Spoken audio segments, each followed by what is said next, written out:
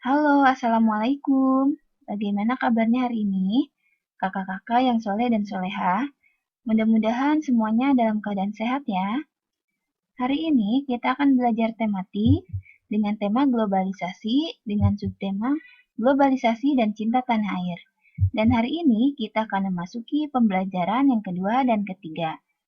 Seperti biasa, sebelum memulai pembelajaran, kakak persiapkan dulu buku, paket alat tulisnya juga, dan jangan lupa awali dengan membaca doa terlebih dahulu. Untuk pembelajaran hari ini, kita akan belajar tentang slogan. Nah, di pembelajaran sebelumnya, kita telah belajar tentang reklame. Masih ingat kan tentang reklame? Reklame ini adalah upaya untuk memperkenalkan suatu barang, jasa, ide, atau program tertentu kepada halayak dengan tujuan tertentu. Adapun contoh reklame banyak sekali ya. Di sini ada spanduk. Nih, spanduk ini biasanya dibentangkan di tempat-tempat umum. Kemudian ada juga banner dan ada lagi poster. Nah, untuk hari ini kita akan belajar tentang slogan. Slogan sendiri artinya adalah perkataan atau kalimat pendek untuk menarik orang dan kata-katanya mudah diingat orang. Nah, contoh dari slogan seperti ini ya, Kak. Sekolahku hijau, sekolahku sehat. Jagalah kebersihan, karena kebersihan pangkal kesehatan. Di sini ada dua contoh slogan. Kakak bisa bandingkan ya dengan contoh reklame tadi. Nah, selanjutnya, slogan memiliki tujuan untuk menjelaskan suatu produk atau kegiatan. Slogan lebih mengutamakan kepadatan makna dan kehematan kata-kata.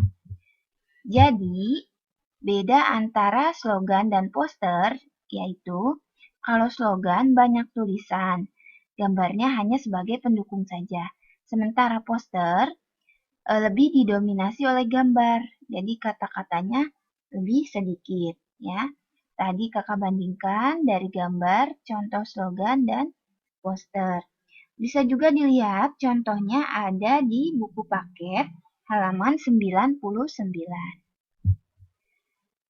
Nah, sekarang silakan kakak baca teks yang ada di buku paket halaman 100 sampai 102.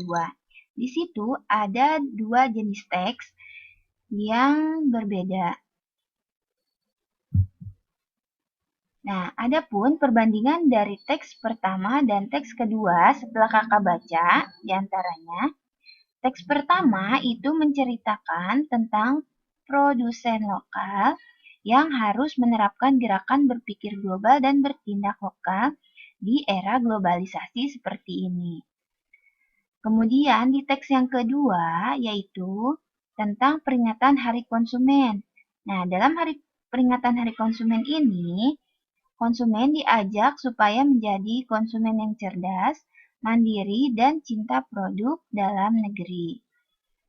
Dalam dua teks ini juga mengandung beberapa nilai-nilai, di antaranya yaitu cinta tanah air, persaudaraan, kemudian ada nilai kemanusiaannya, ya. Itu banyak sekali sikap-sikap dalam kehidupan sehari-hari, misalnya kita membeli produk dalam negeri atau membeli makanan atau barang lainnya yang berasal dari dalam negeri sendiri. Nah, berikut ini ada teks tentang penemuan kompor tenaga surya. Kompor tenaga surya ini diciptakan oleh seorang guru bernama Bapak Minto dari SD Negeri Prambon, Kecamatan Dagangan, Kabupaten Madiun, Jawa Timur. Kompor ini terdiri dari sebuah lensa cekung berukuran besar dan terbuat dari himpunan kotak-kotak kaca. Nah, di atas lensa tersebut diletakkan tempat memasak yang terbuat dari besi. Hingga kini, Bapak Minto telah membuat puluhan kompor tenaga surya yang telah dibeli masyarakat dari berbagai daerah, dan 2 di antaranya dipamerkan di Museum Energi Taman Mini Indonesia Indah Jakarta. Nah, bersamaan dengan larisnya kompor tersebut, Bapak Minto juga laris diundang sebagai pembicara di berbagai seminar dan pertemuan-pertemuan ilmiah. Berbagai penghargaan pun telah banyak diterima Bapak Minto. Nah, ide-ide berkaitan dengan pembuatan alat-alat bertenaga surya terus bermunculan di benak Bapak Minto. Setelah sukses dengan kompor, ia berhasil membuat mesin pengering bertenaga matahari. Alat ini dapat mengeringkan hasil pertanian, perikanan, perkebunan, industri, pakaian, dan sebagainya. Selain itu, Bapak Minto juga sedang berupaya merancang alat pendidih air tenaga surya. Alat ini diharapkan dapat mendidihkan air dalam skala besar. Hebat sekali ya penemuan Bapak Minto.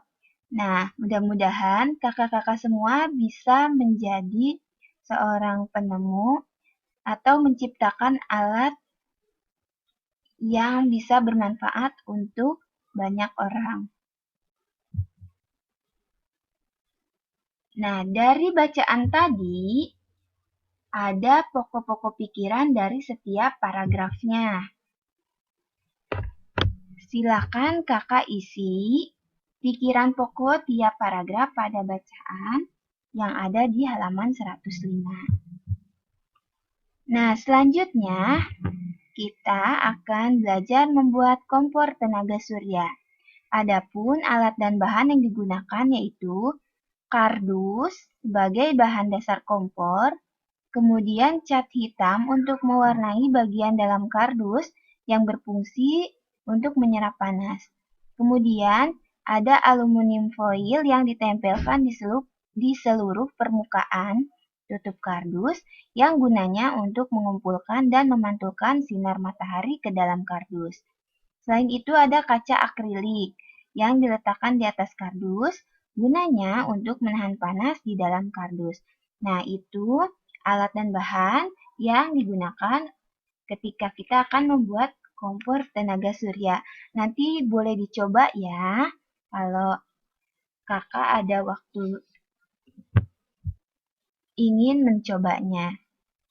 Selanjutnya, di sini ada jenis-jenis kompor. Tadi yang diciptakan Bapak Minto adalah jenis kompor yang berbahan dasar atau menggunakan sumber daya tenaga surya atau matahari. Di sini ada 3 jenis kompor dengan sumber daya yang berbeda. Yang pertama itu kompor listrik, sumbernya berarti sumber panasnya dari listrik. Kemudian yang kedua ada kompor gas yang bersumber dari gas. Dan satu lagi ada kompor minyak tanah. Jadi kompornya menggunakan sumber minyak tanah. Nah, adapun kelebihan dan kekurangan dari kompor-kompor tersebut yaitu sebagai berikut. Kompor minyak tanah memiliki kelebihan diantaranya tidak menimbulkan asap yang banyak. Kemudian terdapat tuas yang berfungsi untuk mengatur besar kecilnya api. Kemudian ada juga mudah untuk dipindah-pindah dan harganya relatif murah.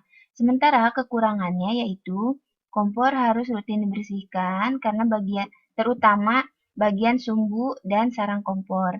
Kemudian pemerataan apinya agak lambat berdasarkan sumbu kompor tersebut. Yang ketiga, mahalnya harga minyak tanah karena sudah sulit ditemukan. Kemudian bau minyak tanahnya cukup terasa. Dan yang kelima, mudah meledak bila suhu tempat penampungan minyak tanah semakin tinggi. Selanjutnya, kelebihan dan kekurangan dari kompor gas. Kelebihannya yaitu mudah dalam pengoperasiannya, sangat cepat digunakan pada saat memanaskan karena nyala apinya sangat kuat.